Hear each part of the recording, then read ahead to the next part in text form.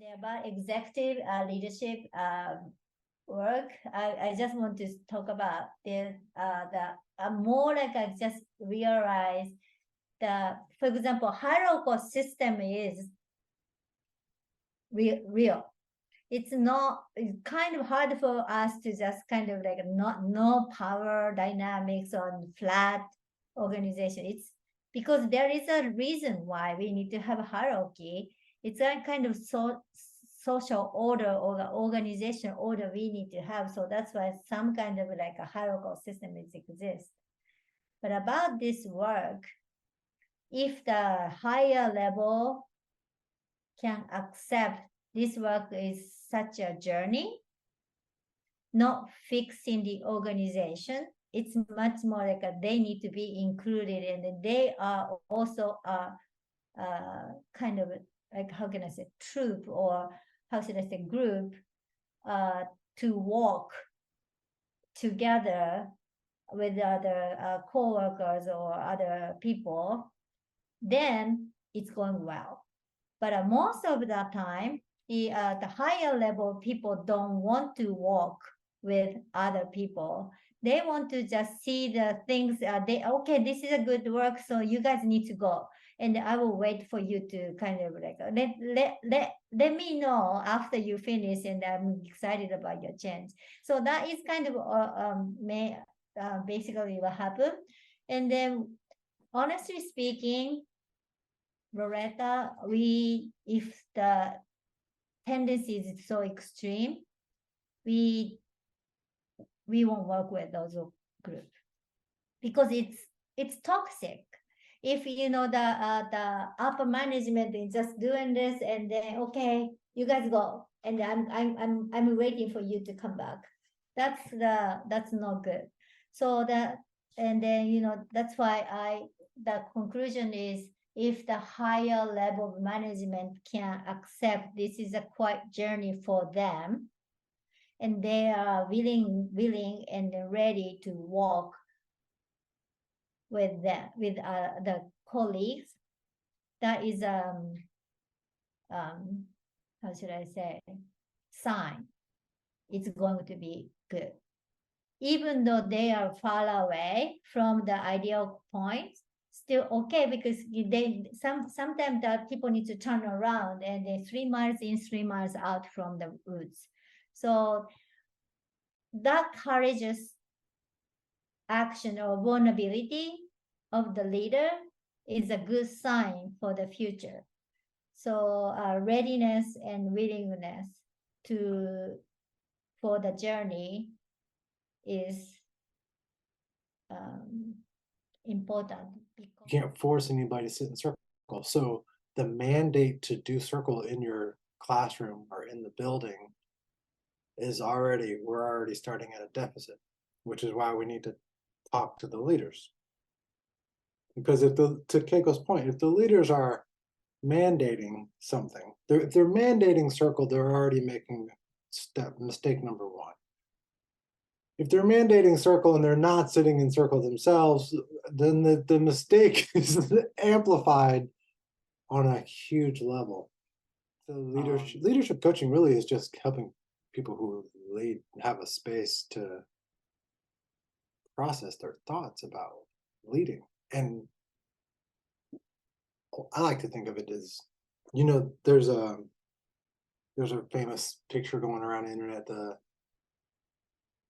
2 models of leadership. And the first one, there's a group of humans pulling a chain that's got like a block attached to it, a big block. And then there's a human sitting on at a desk on top of the block, pointing their finger, and like leadership. And I think a lot of people still have that mentality. Do what I tell you to do. I'm not going to do the work. You're just going to literally drag me along, and I'll oversee and make sure the work is good. And then in this particular meme, they present the opposite, or an opposite version, which now the leader is no longer sitting at the desk on the block. The leader's at the front of the chain, pulling in the direction, right? And that seems like a lovely reframe. get down in the trenches with your people. But there, it's for me still an error because you left the desk and went to the front of the chain. You may not actually know how to pull that chain. And the person that you replaced at the front of the chain is the person who needs to be, they're like the lead of the crew. And maybe your job as a leader is 6 people in on that chain instead of at the front. And being okay with being okay with that position, with, and not to do it as well, I'm going to be a leader and support it, but I'm another human being and we're on a mission. And right now, this is what I need to do in order for us collectively to get to our goal, our mission goal. Like, I like sitting with leaders and helping them sort of really process what it is they think they're doing. It's hard work because, again, we're unwinding so many cultural tropes, so many false messages, and all the isms that come with it. If you're a woman in that position, you're going to do it differently than a man in that position. How is that being taken into account for? And if you're of color, same sort of thing. There's all these different dynamics that just don't go into the thought process of what does it mean to actually lead. And I keep coming back to the Emily's birthday party when we sat in a circle with Kay. And having sort of the affirmation of love being at the center of our practice versus accountability feels important to say. It feels important to put into this space. Because at the end of the day, that's what it is. It's a love for fellow humans and the desire for them to do well, better than they are now. And that includes myself. And it comes from a place of love. So when I say love, I go to a building, I'm like, oh, I love your kids. Some people get a little weird on me. Not only should you not say you love the kids, but you're a man saying you love the kid. Ooh, you mind yourself, you know? And if that's going to be the case, we're in trouble. If we can't actually agree to a word, love, that has a definition of literally just looking out for the well-being of your fellow human being as just basic. If we can't get there, or if we can't get there, we're in trouble. I was actually driving here to come here thinking about how Supreme Court shot down um, affirmative action, which ironically helped more white women than it did most anybody else. So what does that say? And then I think about the guy who's really kind of spearheading it all. And right now he's got his law firm on a campaign to attack law companies, other law firms that have diversity initiatives for hiring practices inside their organization. And the argument being that he wants equal rights, he wants everybody to have an equal chance to get whatever positions and blah blah blah. And another argument that he pops out is that you can't operate under this idea of blackness because somebody who comes from upper class black background is not the same as somebody who's come from multi generational poverty black.